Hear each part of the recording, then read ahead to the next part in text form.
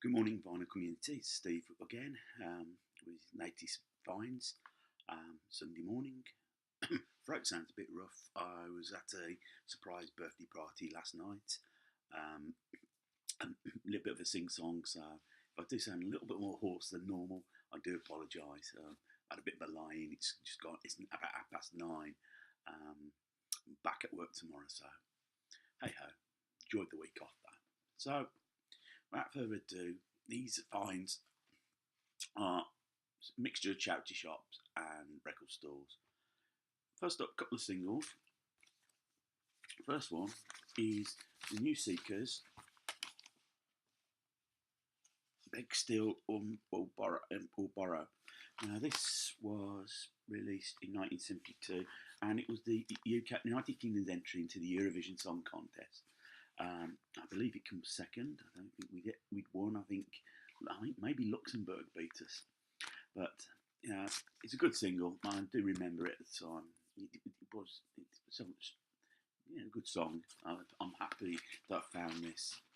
Next one up is another single, and this is Elvis Presley, and this is "Wild in the Country." I feel so sad.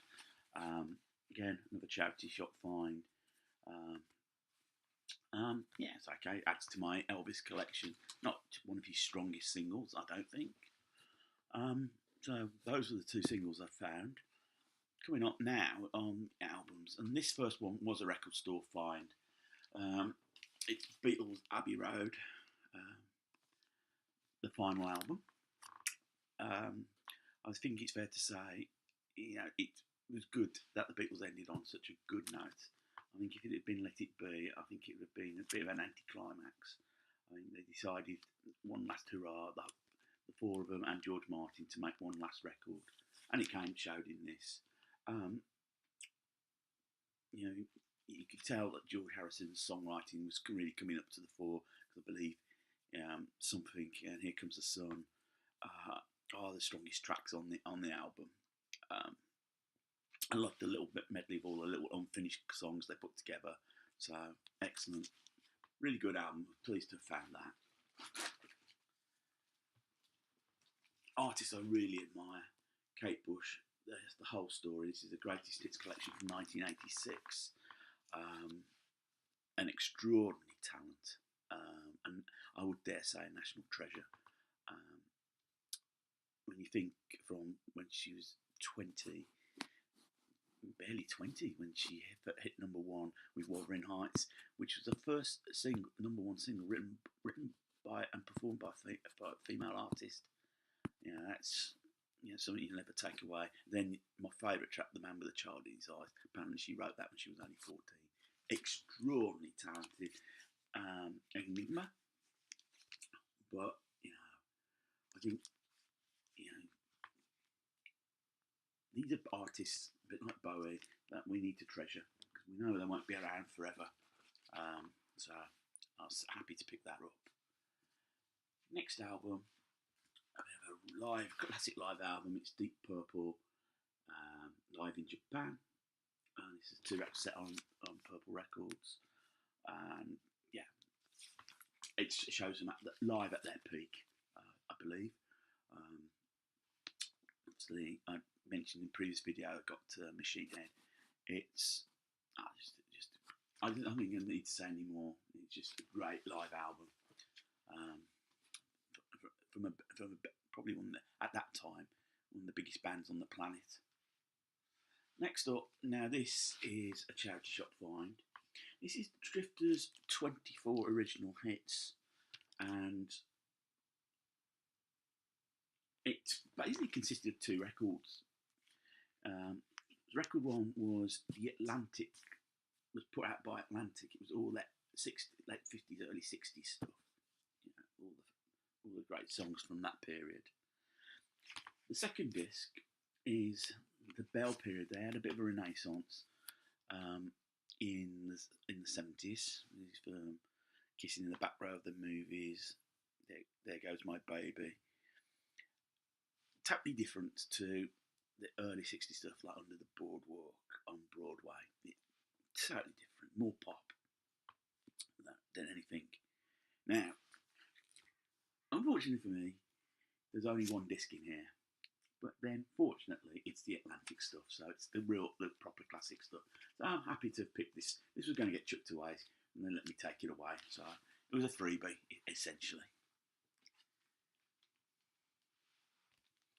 Another record that was going to be chucked to earth and let me have for pennies. It's the Ink Spots in Hi-Fi. Doo-wop group from 40s and 50s. The reason I picked this up, the first song on side one is a song called Whispering Grass. Now, those of you who are old enough to remember, there was a television program called It Ain't Half Hot Mom, which was basically an army concert party based in India during the end of the Second World War.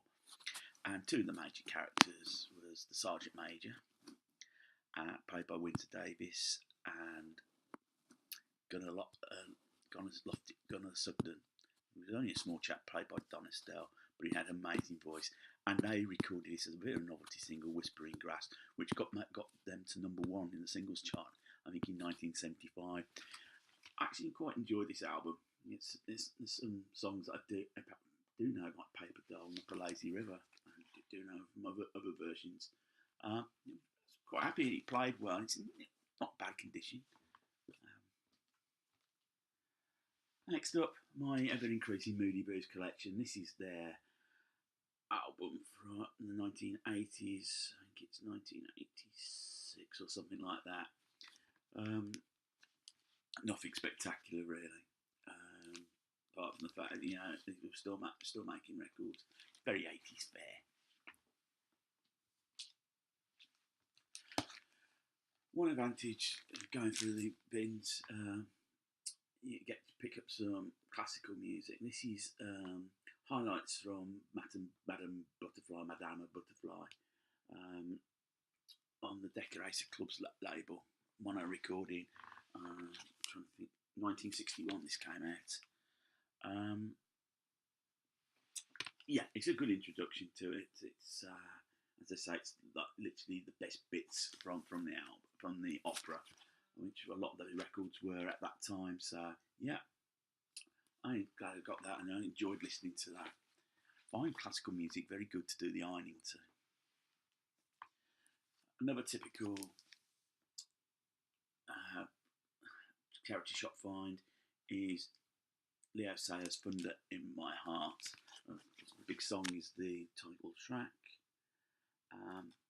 This is really at the time where Leo Sayer, they ditched his songs more in favour for outside songs. The producer Richard Perry one wasn't quite satisfied with them, and it's totally steered Leo Sayer into a totally different direction. Became very popular, but the songs were, I'd say, more commercial. He ended up selling a lot more, crate loads more records during the 70s. Now, this is where my credibility is going to get shot by the community. Peter Shelley, not to get confused with the guy from Buzzcocks, G Baby. Peter Shelley was a songwriter in the 70s of pop songs, very schmaltzy pop songs. G Baby was the number one, the title track was the number one single for him. But it was an accidental pop star, because I don't think it really suited him. And he had another hit with Love Me, Love My Dog. God, that's syrupy. That is syrupy. Ooh. It's not, it's just your typical pop album. I say I rescued this because this was going to get thrown away. And he wanted to do more singles, but unfortunately, he didn't feel comfortable performing. So he created an alter ego for himself for a song. And that alter ego was Alvin Stardust. This is his album, The Untouchable, which came out 1973, I believe, or 1974. And he wanted something to cash in on the glam rock phase in the UK. And he used to tell Peter Shelley could never pass off as that. However, he wrote a song called My Cuckoo, which is the opening track on this album. And was an old rocker he knew called Shane Fenton.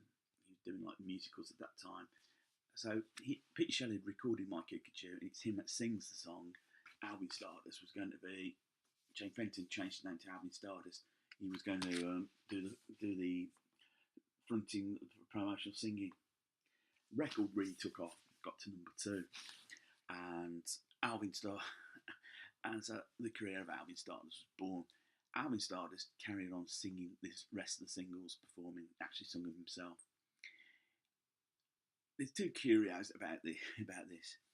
One thing you'll notice that he likes to wear his gloves, Alvin Stardust, and that image came about because first Top of the Pops appearance or promotional appearance he was doing, he used to dye his hair black, and unfortunately got too much hair dye on his hands. It stuck on his hands, so they put the gloves on just to hide that fact, and that stuck ever since.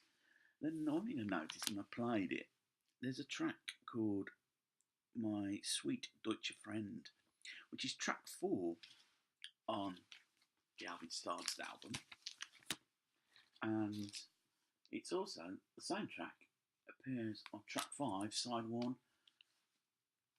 the Peter Shelley album. So it was a case of just filling out. So, as I say, credibility gone to shot. I don't mind. It was part of my my childhood. Alvin Stardust, cool image. He even taught the kids in the UK how to cross the road safely. So that is that batch of records. Thank you for. I've got a new subscriber, and that is Brian Lucas. Thank you, Brian, for subscribing. Feel free to do the comments and likes and subscribe. More the merrier. So I'm trying to catch you up slowly. I think I'm getting there. Trouble is I buy too many, but that will stop because today's the start of Christmas shopping. I can't put it off any longer. So I'll look to do another video during the week. So enjoy your Sunday. Keep playing that music. Keep smiling. Look after yourselves. Take care.